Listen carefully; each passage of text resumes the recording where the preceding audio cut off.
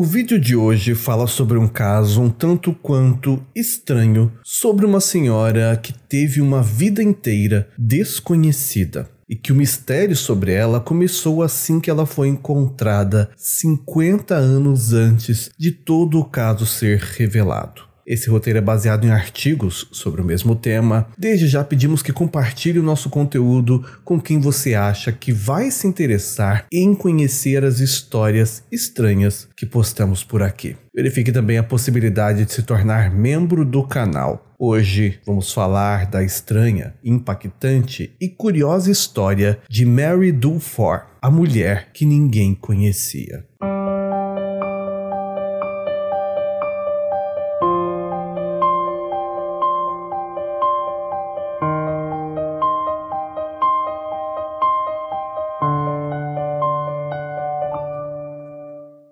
Essa história se passou em Morton, uma pequena cidade de Illinois, nos Estados Unidos, que tem uma população de pouco mais de 15 mil habitantes, de acordo com dados de 2020. Mas que, quando tudo aconteceu, tinha menos ainda, pois essa história ficou conhecida em 1978, no mês de março. E aqui já há uma peculiaridade sobre esse caso. Essa data, em 1978, é considerada, na verdade, o fim da história. Pelo menos para a pessoa que é o foco de todo o caso Mary Dulfore, pois em 2 de março desse ano foi a data em que ela faleceu, e é a única certeza que se tem sobre ela. Acredita-se que ela tinha em torno de 70 ou 80 anos. Essas incertezas existem porque ninguém sabia quando essa mulher tinha nascido, onde ela nasceu, de onde ela veio e para onde ela ia. Ninguém conhecia Mary Dulfore. Aliás, esse nem é mesmo o nome verdadeiro dela. É um nome que lhe foi dado quando ela deu entrada em um hospital cerca de 50 anos antes. E quando perguntaram para ela mesma qual o seu nome, ela também não sabia dizer, pois ela havia perdido a memória. Mas a história de Mary Dulfore era ainda mais complicada do que isso. Perder a memória foi apenas uma das coisas ruins que aconteceram com ela. A sua história veio à tona quando um jornalista se interessou em tentar descobrir algo sobre ela. De onde veio, seu nome real, se ela tinha algum familiar. Essa pessoa interessada era o repórter Rick Barker. Essa história chegou até o conhecimento dele quando um coveiro entrou em contato com o jornal Bloomington Pantagraph para que uma pequena nota sobre o falecimento dessa mulher fosse publicado no obituário do jornal. Isso era um costume muito comum de ser feito porque muitas vezes ajudava parentes distantes a tomarem ciência do falecimento de quem eles não viam há algum tempo. Como eu falei, em março de 1979, a Mary havia falecido num hospital, no caso, o Queenwood East. Data essa em que as enfermeiras faziam a sua ronda de rotina, servindo o café da manhã, e se depararam com Mary já sem vida na cama. Estima-se que ela tinha falecido após sofrer um ataque cardíaco.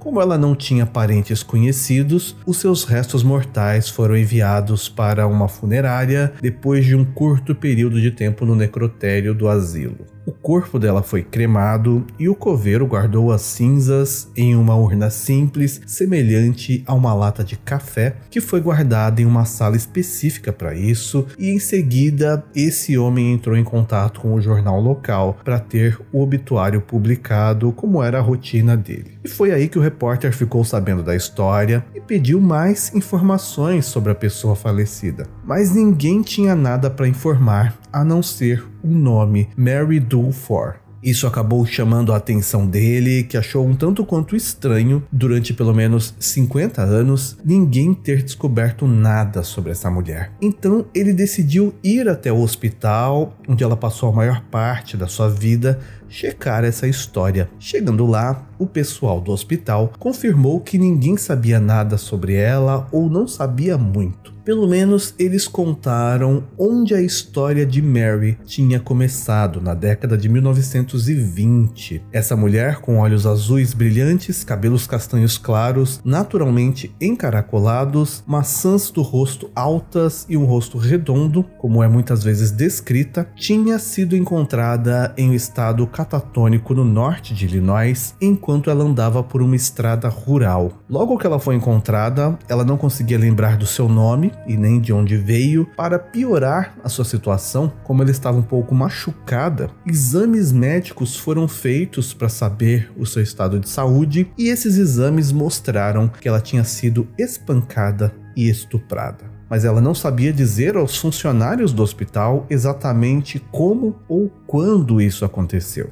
Descobriu-se também que, em decorrência desse abuso, essa mulher estava grávida. Depois de alguns dias de encontrada, ela conseguiu se acalmar um pouco, apesar do trauma que ela tinha passado. Ela recuperou a sua lucidez, mesmo que ainda não se lembrasse de quem ela era. Quem a atendeu disse que ela parecia equilibrada, articulada, inteligente, ou seja, mentalmente, aparentemente, o seu único problema era a falta de memória. Havia também o mistério de como ela tinha chegado nessa estrada, visto que ninguém naquela região a conhecia ou tinha visto qualquer momento que desse uma pista de quem a deixou por lá. Nessa época, a história de uma mulher misteriosa encontrada em uma estrada acabou não chamando muito a atenção da imprensa, e mesmo com uma pequena nota publicada sobre o caso, ninguém se apresentou para identificá-la ou se dizendo ter algum parentesco com ela ou que a conhecia. Sendo assim, as autoridades acharam que não tinham escolha a não ser colocá-la no Hospital Estadual de Manteno, uma pequena vila local. Chegando lá, como ela era uma indigente,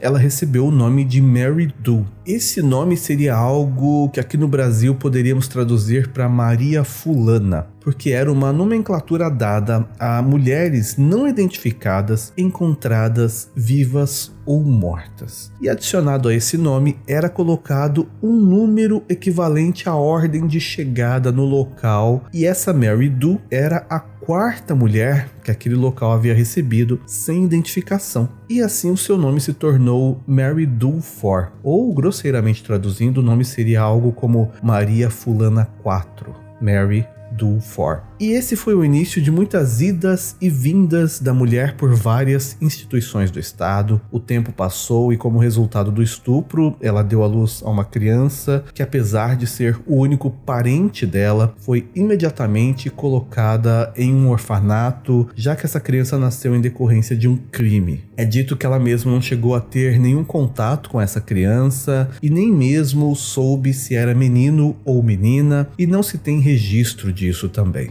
Entende-se que, fora a perda de memória, ela não tinha nenhum outro problema mental. Se talvez ela tivesse recebido terapia adequada, a sua memória poderia ter retornado. Pelo menos é o que algumas enfermeiras que cuidaram dela acreditavam. Mas mesmo que ela, em alguns momentos, pedisse ajuda para tentar se lembrar de quem ela era, ao invés de terapia que a ajudasse, ela acabou passando por tratamentos um tanto quanto invasivos e perturbadores. Ela recebeu terapia de eletrochoque e foi mantida em um estado inconsciente intencional com o uso de medicamentos pesados, ou seja, como ela era uma indigente, ela acabou sendo uma espécie de cobaia de experimentos e tentativas de tratamentos bizarros. Outros problemas que ela apresentava, muito provavelmente em decorrência de tudo que ela tinha sofrido, é que claramente ela tinha medo de homens. Medo esse que só diminuiu quando ela acabou perdendo a visão. Acredita-se que em decorrência dos tratamentos aos quais ela era submetida. Algumas pessoas afirmam que não demorou muito tempo para que ela se tornasse uma pessoa considerada morta-viva, tendo em vista que cada vez menos ela conseguia se comunicar com alguém ou ter um dia com o seu corpo e mente em estado considerado normal. Nas informações de pessoas que acompanharam seus tratamentos, se é que pode se chamar assim, existem poucos relatos de que depois de alguns anos ela parecia ter se lembrado de momentos da vida dela. É dito que a Mary foi capaz de lembrar que já havia trabalhado como professora do ensino fundamental, possivelmente dando aula para uma primeira ou segunda série. Ela se lembrava de trabalhar com crianças pequenas e, de fato, ela era alfabetizada, sabia e gostava de ler, falava com um vocabulário muito rico e parecia muito simpática e carismática.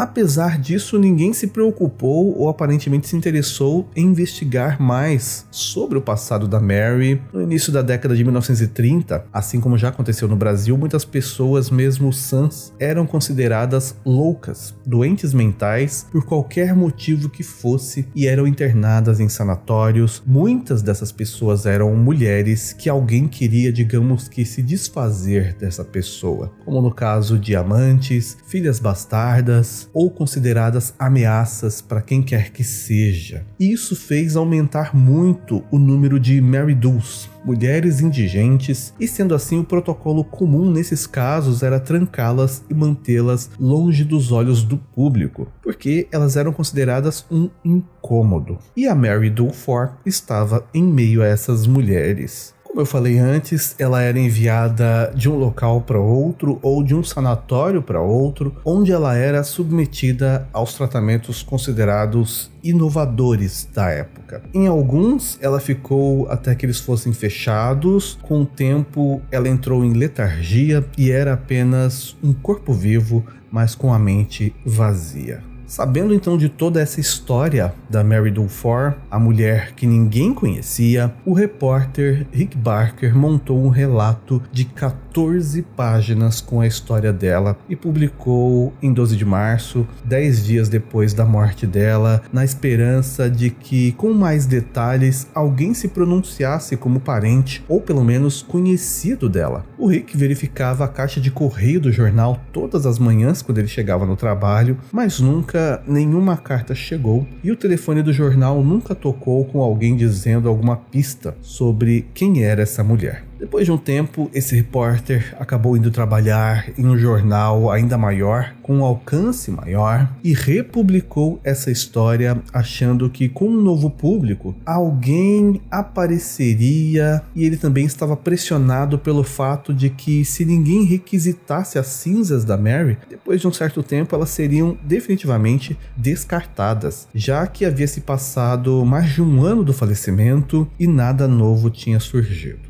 Mas algum tempo depois, esse Rick acabou recebendo uma carta que vinha de Iowa, a mais de 400 quilômetros de distância de Illinois. Era a carta de uma mulher que morava em Mount Vernon na década de 1920, e ela dizia que se lembrava de uma professora desaparecida na década de 1930 e que o nome dessa professora seria Alice Sizer ou Sizer. Ela não se lembrava muito bem porque, além de ter passado muito tempo, ela mal conheceu essa mulher, mas disse que essa mulher era descrita como jovem e o seu desaparecimento foi um tanto quanto estranho e misterioso. Rumores diziam que ela teria entrado num trem e nunca mais foi vista. O repórter então ligou para uma escola primária nessa cidade e perguntou se de fato havia alguma história local sobre uma professora que tinha desaparecido 50 anos atrás, mas ninguém sabia dizer nada sobre isso. E o Rick acabou aí desanimando, achando que tudo não passava de uma brincadeira, um trote, como ainda hoje acontece em casos parecidos. Porém, alguns dias depois, o telefone dele tocou e era uma pessoa da escola que disse que tinha conversado com funcionários mais velhos e confirmou que havia realmente uma história sobre uma professora desaparecida 50 anos antes, chamada Alice, e havia um número de contato dessa mulher. Esse telefone era de um homem chamado Harry, que ao ser contatado, confirmou a história do desaparecimento. Ele se dizia parente dela, mas que o nome da mulher não era Alice, e sim Anna Merlo Sizer, mas o final da história dessa mulher era diferente. Ela era professora do ensino fundamental, ela tinha 28 anos e estava com a saúde debilitada há algum tempo, apesar de não detalhar isso, e ela ia a caminho de uma visita ao seu médico e por isso pegou um trem para as proximidades de Ohio, uma direção bem diferente de Illinois, onde a Mary havia sido achada. Depois que ela pegou o trem, a sua família e amigos nunca mais a viram, embora houvesse uma longa e intensa busca por parte da família, que chegou a contratar detetives que perseguiram possíveis pistas por anos, mas nenhum rastro do seu destino jamais foi encontrado. Essa mulher simplesmente desapareceu. Eles imaginam que algo ruim tenha acontecido com ela, porque a Anna era uma mulher inteligente, trabalhadora, responsável, e dizem que ela não tinha motivo algum para decidir sumir. Alguns dias depois que essa Ana desapareceu, um policial chegou a ver uma mulher com a descrição dela andando sem rumo ao longo da rodovia 30 em Cedar Rapids, a cerca de 30 quilômetros de onde ela havia pegado o trem, mas infelizmente esse policial não sabia do desaparecimento da Ana, então ele não a deteve. A família dela, depois de um tempo, chegou então à conclusão de que alguém a matou e escondeu o seu corpo, embora eles nunca tivessem parado de procurar por ela, mas depois de anos sem novas pistas, o caso dessa Ana Sizer, por mais que não tenha sido solucionado, foi considerado encerrado. Pesquisando mais a fundo essa história, o Rick conseguiu uma imagem dessa mulher e ainda descobriu que trabalhadores de um pequeno hotel na rodovia 30 teriam visto um homem misterioso que pediu um quarto para uma mulher que estava muito doente. Outra testemunha afirmou que esse homem mencionou que a mulher estava tendo um colapso mental. Nem todos os funcionários do hotel chegaram a ver essa mulher, mas pelo menos dois disseram que viram essa mulher sentada no banco de trás do carro desse homem, usando um chapéu, e ela cobria o rosto com as mãos. Apesar de muitas coincidências nessas histórias que indicavam que a Ana e a Mary poderiam ser a mesma mulher, haviam também algumas inconsistências, como a distância entre os locais que as histórias aconteceram e também a discrepância de pelo menos 6 anos entre uma história e outra. Ao mesmo tempo em que poderia ser o caso de ela ter sido mantida em cárcere privado nesse período e ter conseguido fugir, ou talvez tivesse sido libertada após quem aprendeu ter descoberto sobre a sua gravidez. Mas também havia a questão de que a história da Mary Dulford ter sido professora não pode ser considerada completamente real, tendo em vista a situação mental em que ela viveu, e tudo poderia ser um devaneio ou uma alucinação de uma mente tentando desesperadamente criar uma história para si mesmo.